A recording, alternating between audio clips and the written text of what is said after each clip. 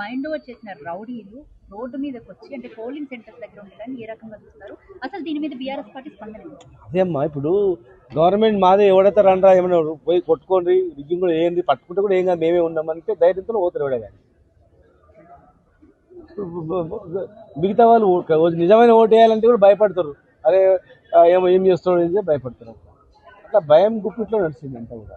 విచ్చలవిడిగా ప్రభుత్వం పూర్తిగా సహకరించి పోలీసు వాళ్ళు అటు డబ్బులు పంచుతుంటే ఇక్కడ పోలీసులు ఏమంటలేదు. అసలు ఎలక్షన్ కమిషన్ కూడా అసలు ఏం పట్టించుకోలేదు. ఎన్నిసార్లు ఎన్ని కంప్లైంట్ చేసినా ఒక్కటే బై ఎలక్షన్ నడుస్తుంది.